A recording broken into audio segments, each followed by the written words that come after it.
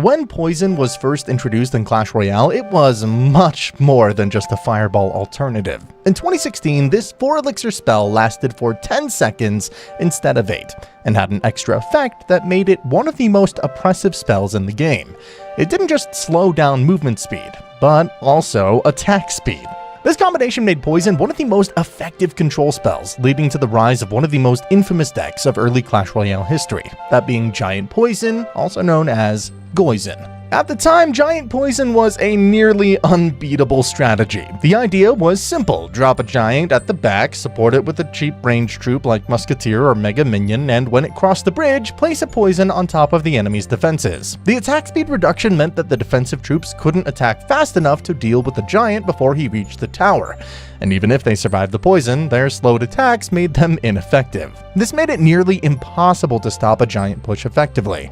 One of the biggest victims of Poison's strength was the Elixir Collector. Since Poison lasted 10 seconds, it could completely shut down an Elixir Collector's value, preventing players from gaining an Elixir advantage. This forced many decks to abandon collector-based strategies, as they couldn't outcycle Poison fast enough. Poison's synergy with Giant was so strong that it quickly became the dominant win condition at the top levels of play. Unlike Fireball, which dealt instant damage, Poison's lingering effect meant that even if an opponent managed to clear out the first wave of a push, they couldn't immediately counter-push because their troops were still taking damage, and had reduced movement speed. Combined with cheap defensive troops and a fast cycle, Giant Poison became a deck that was consistent, hard to counter, and incredibly punishing. This strategy was so dominant that Supercell had to step in and nerf Poison in early 2017. The biggest change was removing the attack speed reduction, making it a less effective control spell. Later, its duration was also reduced from 10 seconds down to 8,